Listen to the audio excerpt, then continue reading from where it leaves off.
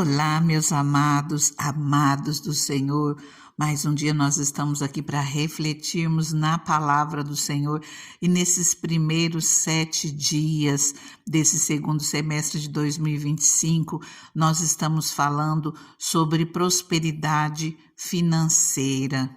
Eu convidei vocês a tirarem esses 7 dias agora, nesse início desse segundo semestre, para nós refletirmos sobre essa questão de prosperidade financeira, já que nós pedimos que Deus nos socorra, já que nós pedimos tanto a ajuda de Deus, pedimos que Ele nos abra porta, que Ele nos abençoe.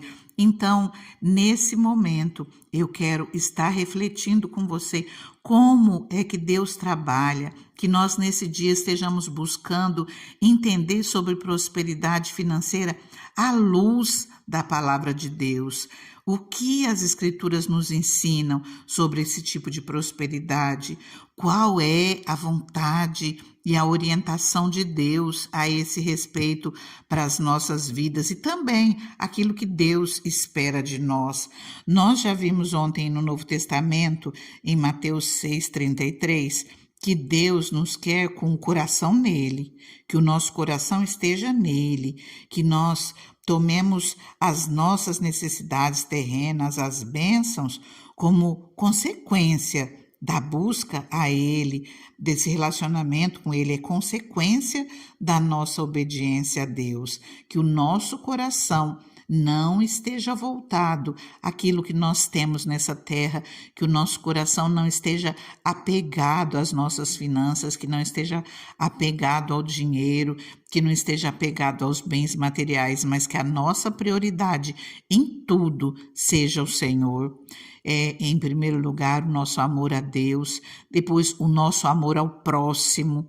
Nosso amor não é em relação a dinheiro, não é a bens materiais, não é em finanças, mas nós sabemos que nós necessitamos de ter uma vida decente, uma vida adequada. E olha que nós não estamos aqui falando de riquezas. O Senhor trabalha na vida de cada um da maneira que Ele quer.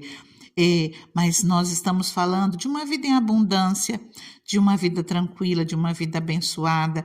E hoje eu quero refletir mais um pouquinho sobre aquilo que o Senhor tem para as nossas vidas, o que Ele diz no livro de Deuteronômio, que tem um trecho que o Senhor fala de maneira muito clara sobre aquilo que Ele tem para as nossas vidas. Então, eu convido você a ler comigo Deuteronômio 28. Queridos, nós vamos ler do 1 ao 14, que é a parte das bênçãos da obediência. A segunda parte não nos interessa, porque são para pessoas, são para aqueles que não estão debaixo da mão do Senhor. E no caso estão à mercê da própria sorte. Mas vamos ver aqui Deuteronômio 28, as bênçãos da obediência. Se vocês obedecerem fielmente ao Senhor, o seu Deus, e seguirem cuidadosamente todos os seus mandamentos que hoje lhes dou, o Senhor, o seu Deus, os colocará muito acima de todas as nações da terra. Todas essas bênçãos virão sobre vocês e os acompanharão se vocês obedecerem ao Senhor, o seu Deus. Vocês serão abençoados na cidade, serão abençoados no campo. Os filhos do seu ventre serão abençoados, como também as colheitas da sua terra, os bezerros, os cordeiros dos seus rebanhos. A sua cesta, a sua amassadeira serão abençoadas. Vocês serão abençoados em tudo o que fizerem. O Senhor concederá que sejam derrotados diante de vocês os inimigos que os atacarem. Virão a vocês por um caminho e por 7 fugirão. O Senhor enviará bênçãos aos seus celeiros e a tudo que as suas mãos fizerem. O Senhor, o seu Deus, os abençoará na terra que lhes dá. O Senhor fará de vocês o seu povo santo, conforme prometeu sob juramento, se obedecerem aos mandamentos do Senhor, o seu Deus, e andarem nos caminhos dele. Então, todos os povos da terra verão que vocês pertencem ao Senhor e terão medo de vocês. O Senhor lhes concederá grande prosperidade no fruto do seu ventre, nas crias dos seus animais, nas colheitas da sua terra, nesta terra que ele jurou aos seus antepassados que daria a vocês. O Senhor abrirá o céu, o depósito do seu tesouro, para enviar chuva à sua terra no devido tempo e para abençoar todo o trabalho das suas mãos. Vocês emprestarão a muitas nações e de nenhuma tomarão emprestado. O Senhor fará de vocês a cabeça das nações e não a cauda, se vocês obedecerem aos mandamentos do Senhor, o seu Deus, que hoje lhes dou, e os seguirem cuidadosamente. Vocês estarão sempre por cima, nunca por baixo. Não se desviem nem para a direita, nem para a esquerda de qualquer dos mandamentos que hoje lhes dou, para seguir outros deuses e prestar-lhes culto. Ontem o Senhor já chamou nossa atenção para nós não olharmos para o lado. E mais uma vez o Senhor nos chama a atenção aqui. Queridos, eu convido vocês, pegam a caneta depois com calma e vá lendo, vá grifando, deixa o Espírito Santo falar no teu coração aquilo que ele tem em relação a essa palavra. Deus, ele promete ordenar a bênção sobre você. A Bíblia de Gênesis, Apocalipse, ela está cheia de promessas divinas de bênçãos e provisão que ele planejou para que nós desfrutássemos. Desde o princípio do seu relacionamento com o povo escolhido, quando a aliança foi estabelecida, Deus prometeu abençoar Israel, fazê-los prosperar mais que todas as nações da terra, como nós vimos aqui nessa palavra. Hoje, somos a Israel espiritual de Deus e as mesmas promessas dizem respeito a nós. Como semente de Abraão, nós herdamos essas palavras. Aqueles que acompanham as palavras sempre comigo sabem, nós somos filhos da promessa, nós somos filhos de Abraão. Então, nós somos semente de Abraão e nós herdamos essas promessas e elas fazem parte da nossa aliança com o Eterno. Nesse texto que nós acabamos de ver, nós vemos claramente revelado o propósito de Deus, que é abençoar, é fazer o seu povo prosperar. No versículo 1, nós vemos o desejo de estabelecer o seu povo acima de todas as outras nações da terra. Deus planejou derramar bênçãos sobre o seu povo de modo que o mundo veja a sua provisão em nossa vida e saiba que Ele nos faz prosperar, que saiba que Ele é o nosso Deus. Nos versículos de 3 até o 7 são listadas as bênçãos de Deus que cobrem todas as áreas da vida. Ele deseja que essas bênçãos estejam sobre você, no seu trabalho e em tudo que você puser as mãos, sobre os seus filhos, sobre os seus netos. Deus prometeu ordenar a sua bênção sobre tudo que pertence a você e em tudo que você fizer. E quando Ele fizer isso, tenha certeza absoluta de que a bênção virá. Quando Deus, que chamou as estrelas, a lua, o sol à existência, lançar um decreto no céu para abençoar, nada, absolutamente nada será capaz de detê-lo. Quem é que vai impedir o agir de Deus? No versículo 11, nós vemos novamente a promessa divina de prosperidade. O Senhor lhes concederá grande prosperidade. Deus não quer que você simplesmente sobreviva, ou que se preocupe e tenha de lutar para pagar as contas ou para melhorar de salário. Ele não planejou para você falta de alimento ou falta de vestuário para você e para sua família, nem é o seu desejo que passe em necessidade. Talvez você possa ser um aposentado ou uma viúva com a renda muito limitada. Talvez lute mês a mês apenas para pagar o aluguel ou a prestação da casa, da água, a luz, a comida que põe à mesa. E talvez reste muito pouco ou nenhum dinheiro para consertos necessários, para despesas com a saúde ou para comprar algo essencial. E olha que eu estou falando para vocês de coisas que eu já vivi.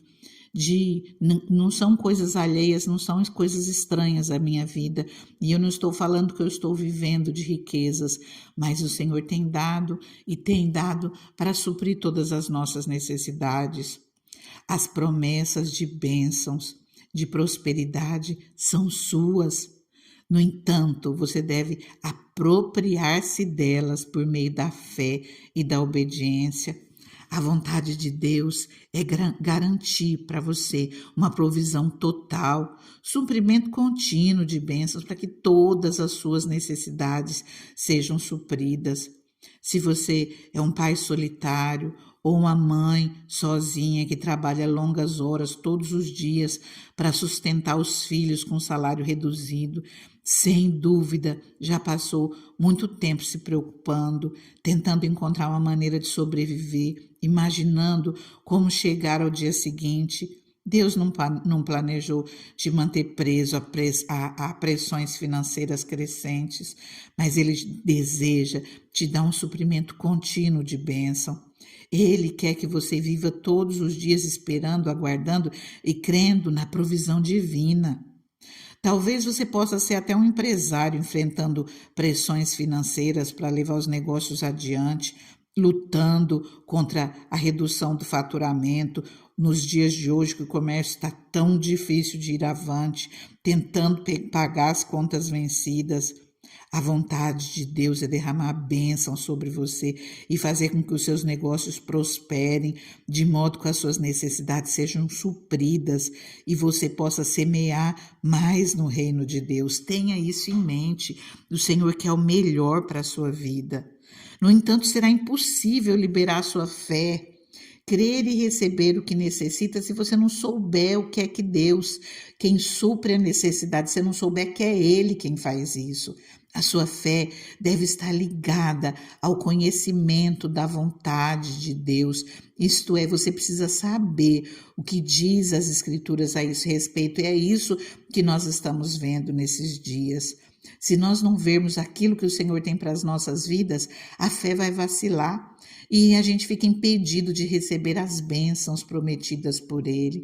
A chave para a liberação da bênção de Deus depende de duas coisas: atitude de fé e obediência ao Senhor. Nós vimos no primeiro versículo: se vocês obedecerem fielmente o Senhor, o seu Deus, e seguirem cuidadosamente todos os seus mandamentos.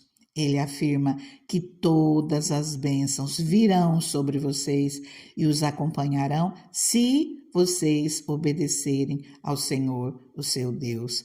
Amanhã nós continuaremos vendo aquilo que o Senhor quer de nós, o que Ele quer que nós obedeçamos, o que nós precisamos conhecer da palavra de Deus para nós recebermos dessas bênçãos. Eu convido você, se não é inscrito, a se inscrever, deixar seu like, compartilhar essa palavra, deixar o seu comentário, mas agora eu te convido a orar comigo. Amém? Ah, Deus maravilhoso, Deus soberano, obrigada, Senhor, meu Deus, por esse primeiro dia, Pai, nesse semestre, nesse segundo semestre desse ano. Senhor, e nós pedimos que o Senhor esteja conosco não apenas hoje, mas todos os dias. Pai, em particular eu te agradeço, Pai, porque antes de ontem, Deus, o Senhor sabe o tamanho das minhas dores, o tamanho das lutas, as lágrimas, o choro, mas eu levantei neste primeiro dia desse segundo semestre, Pai, olhando para esse dia maravilhoso que o Senhor fez, cheia de alegria, cheia de paz, de esperança e de expectativas. Senhor, que da mesma forma, Pai, seja com meu irmão e com a minha irmã que ora comigo, Pai, mesmo que eles estejam passando por lutas, por provas, que eles possam olhar para Ti, Senhor, e confiar, olhar para a Tua palavra, Deus, que é tão maravilhosa, Pai, e que fala, Senhor, que se nós nos voltarmos a Ti, Senhor, nós seremos cuidados pelo Senhor, nós seremos abençoados pelo Senhor. Deus, obrigada por essa palavra maravilhosa, Pai. Não nos interessa, Senhor, essa outra parte, Pai, dessas pessoas que não se preocupam contigo, Pai, que o Senhor deixa à mercê. Não, Pai, nós não queremos estar à mercê de nós mesmos, Pai, à mercê da sorte, mas nós queremos ser cuidados por Ti em todo o tempo, e nós pedimos, Espírito Santo, abra nossa mente, abra o nosso entendimento, para que nós venhamos, Senhor, conhecer a Tua vontade para as nossas vidas, Deus, e colocá-la em prática, Deus, que nós sejamos fortes, Pai, para em tudo, Senhor, obedecermos a Tua palavra, Deus, fugirmos de tudo aquilo que Te desagrada, Deus, e sermos cheios da Sua bênção, da Tua proteção, da Tua misericórdia. Senhor, que nós possamos olhar para Ti em todo o tempo, que nós possamos colocar o Senhor como prioridade nas nossas vidas. O Senhor conhece tudo aquilo que nós precisamos, Deus, e nós cremos, Pai, que as demais coisas serão acrescentadas nas nossas vidas pela Tua infinita bondade. Deus, continua conosco, Pai, nos abençoe, nos faça fortes, não nos deixa perder esses dias, Pai, de crescimento, Senhor, meu Deus, na Tua palavra, Pai. Nós oramos e agradecemos no nome de Jesus. Queridos, fiquem com Deus, fiquem na paz e fiquem firmes. Até amanhã.